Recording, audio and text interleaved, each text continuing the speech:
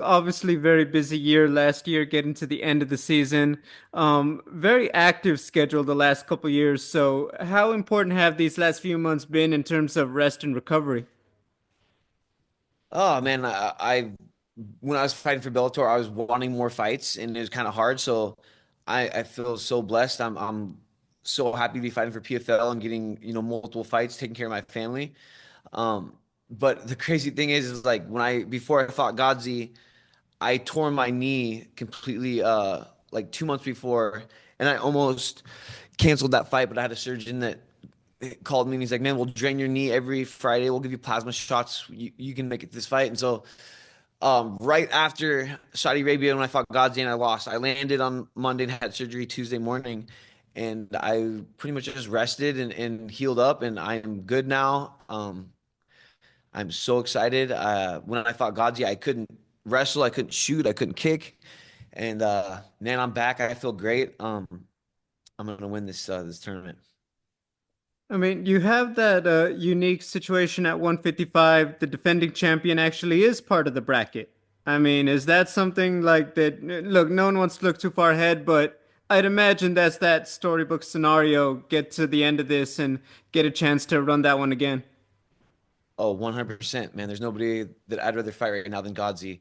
I respect him. He's a champ. He's come from a great camp. He's the man, but um, I think I can beat him if I'm healthy and ready, and I'm healthy and ready, and I'm gonna win this tournament, and we're gonna go at it again. You've been part of a win and go home tournament before in the Grand Prix in Bellator. You're part of the point system of last season with PFL. Do you have a preference on which kind of format you prefer? I kind of like last year just because we were guaranteed two fights. And at first, I wasn't really sure about the whole point system. But once I was in it and, you saw people that needed points to advance, man, they went out there and fought for everything they have. So I did like that aspect of it. But yeah, man, like I said, I'm so grateful to be fighting for PFL and getting these fights. And man, I'm ready. Let's go. And then, of course, a little bit of a change up. You were expected to fight Shabli. Now you got a new opponent in Vinicius. Can you just talk about having to make that adjustment during the camp before the fight? Really, no adjustments. I found out less than a week ago that he was backing out or got injured or something. So I haven't really had time to train for my new opponent. But man, training for Shabli, I'm ready. Shabli, in my eyes, was the toughest guy in the tournament, and um, so I trained my butt off and prepared for him. So I feel like if I prepared for Shabli, I'm prepared for anybody. So I am ready. Thank you. Thank you. Owen. Yeah, hello. I'm glad you're back and healthy after your injury. Just to touch on that, would you say it's the worst injury you've had in your pro MMA career in terms of having to overcome it? Oh, by far, by far. People don't understand that I was on crutches the first month of my training camp. I'd crutch over the mat, throw the crutches down, and fall on the mat and train. I couldn't do any stand up or wrestling for the first month or for 6 weeks of that fight camp. And yeah, it was horrible. It sucked, but I just was thinking about the $1 million and how it changed my life and my kid's life, and I would literally fight with two broken legs and fight Brock Lesnar if I knew it was going to change my family's life for sure. Thank you very much, mate. Best of luck. Thank you. Ricky. Yeah, Brent, can you talk a little bit more about that switch in, a week ago, finding out you're fighting the fighter? How does that kind of alter your plan, and how much do you focus on maybe prior fight history for this guy versus your past guy in such a brief amount of time? Yeah, man. It was crazy. I literally, like I said, I think Shabli was the toughest guy in the tournament, and so I trained so hard for him, and I was ready for him. And I think this tournament couldn't go any better if Shabli was in it, and I beat him, and then I got my redemption and fought Godzi at the end. But um, man, like I said, Shabli's a beast. So I literally trained my butt off. He kicked my butt the first fight. So um, that's motivation, especially my kids watching me fight. I don't want to get knocked out in front of them. So, but it was good, man. Like I said, I trained so hard for Chablis, so I feel like I'm ready for anybody. Mike. Brent, what's it like having a birthday on fight week? It sucks. It sucks.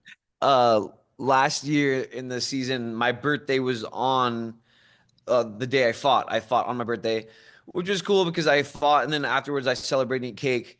But there's been so many times where I'm fighting right by my birthday and I don't get to eat cake or nothing. So for my birthday, I ate some plain grilled chicken and some water and salad. But after this fight, it's on. I'm gonna eat so much cake and ice cream. I just gotta watch my weight. But yeah, I can't wait. Every man's dream grilled grilled chicken for their birthday. When we spoke before this fight, you talked about how much family and doing this for your family and how much that means to you. When you look at right an opponent change, you just talked about the injury, for the first time to all of us.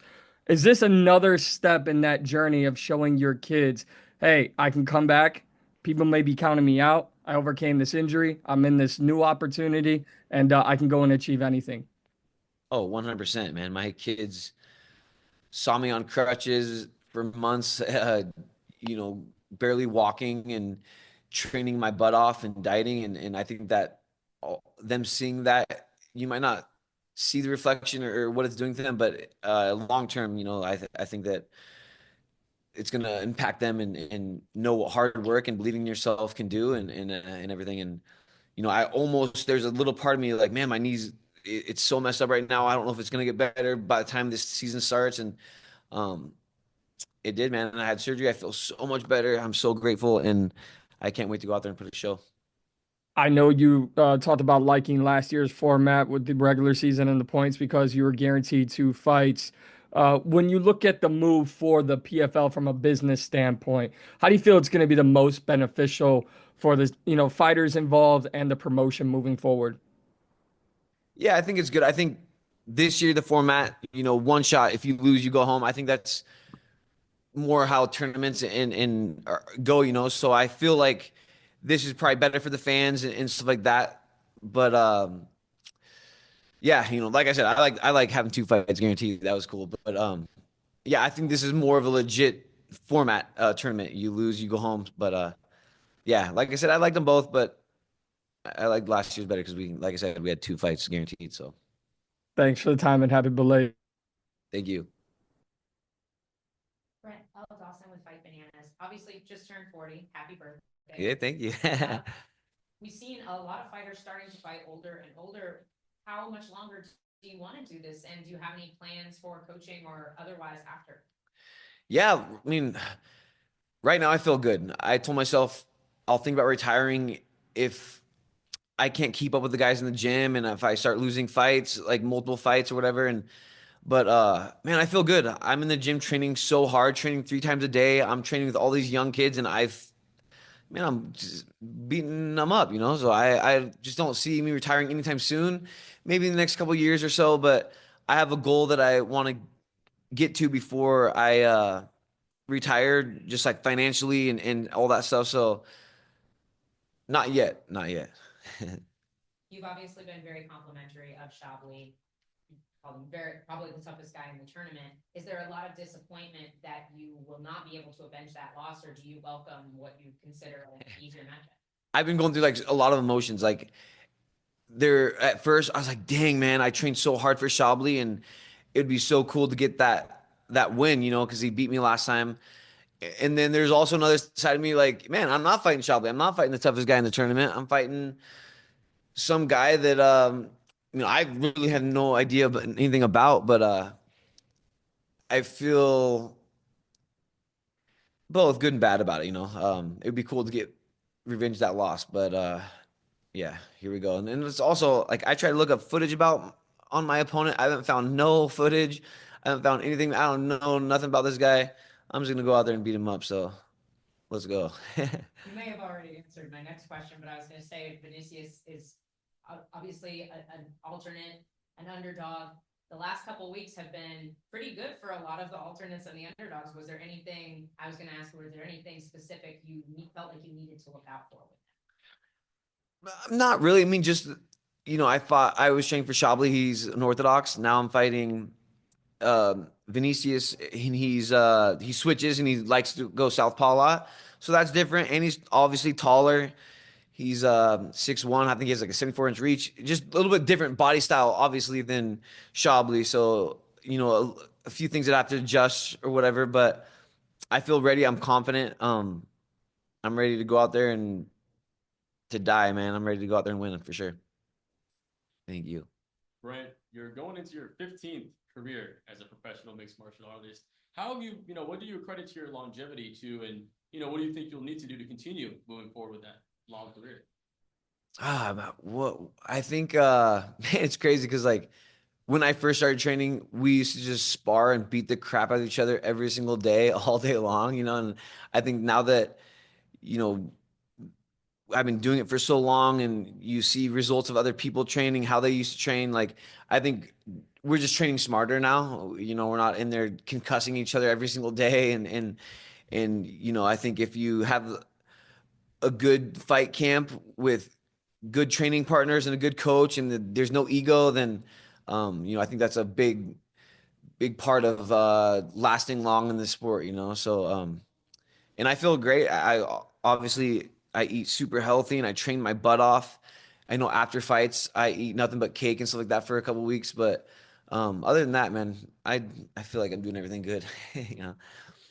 Awesome. You had to take a break for a year from using those elbows. Obviously, you're a full mixed martial artist, but being that wrestling specialist, how excited are you to be able to use that weapon when you're back on top? Oh, great. I was literally just like kind of going over my fight in my head like an hour ago in my hotel room.